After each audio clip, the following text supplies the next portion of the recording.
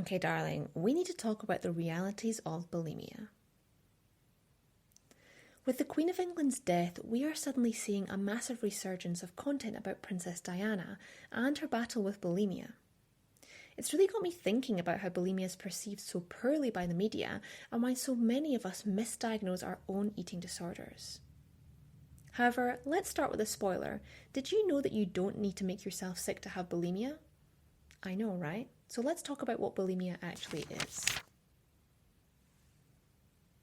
Anyone who knows me knows that I'm fairly anti-royalist, but I do love the Netflix series The Crown. I know, go figure. So as much as I love the show, I was fairly disappointed by the way they showed Diana's bulimia, purely because they showed such a stereotyped view of what it is. And I would caveat and say, if your experience was similar to Diana's, please know that I'm not minimising your experience, simply saying that I'd love to see a broader spectrum of bulimia on our screens. So what is bulimia? It's effectively binging on a large volume of food, then purging it again. But what we don't often see in the media is that vomiting is only one of 4 ways we can purge a binge. We can actually, number 1, restrict our food intake or yo-yo diet. Number 2, use laxatives or diet products.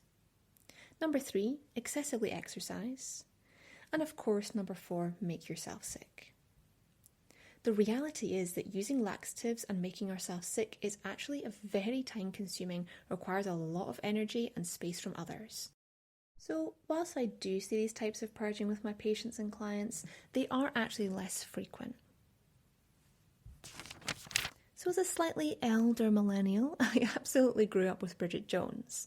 However, whilst most people will see Bridget as having binges, I actually see her as having bulimia, and undiagnosed bulimia at that. Why? Because throughout the books and series, we see Bridget grapple with numerous traumas, then binging and then purging via restrictive eating. What I dislike most about lovely Bridget is that we're often supposed to find humour in her binging and purging cycles, like they're this hilarious thing we all go through and it's entirely normal. But all that really does is minimise her traumas and her eating disorder. So I see many of my clients coming through my doors with this Bridget Jones effect.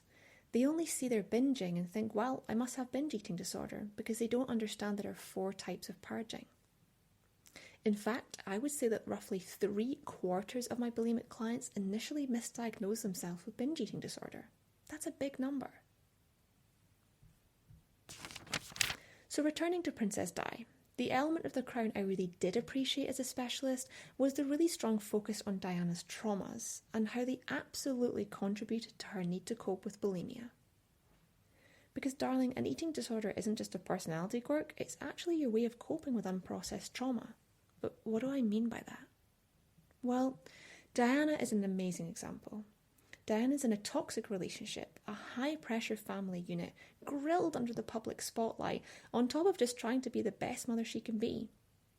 If she was being held and supported through these traumas by loved ones and professionals, it would have allowed her to process these experiences and move into post-traumatic growth. Learning from her traumas and moving forward with healthy boundaries. However, it's likely she was left alone in her traumas, meaning she had to find a way to cope, and that way of coping was with bulimia. Similarly, we see Bridget in a narcissistic relationship with her boss, watching her parents' chaotic marriage fall apart, and in a job which drained the life from her. Though she had friends and family around her, nobody was actually supporting her to process these experiences.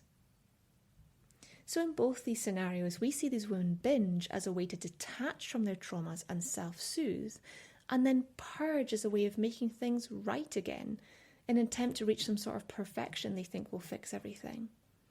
This is very, very common with bulimia.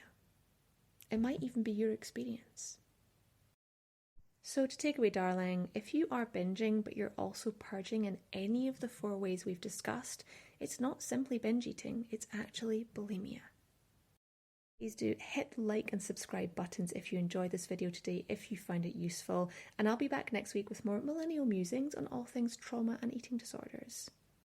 And most importantly, be kind to yourself, darling.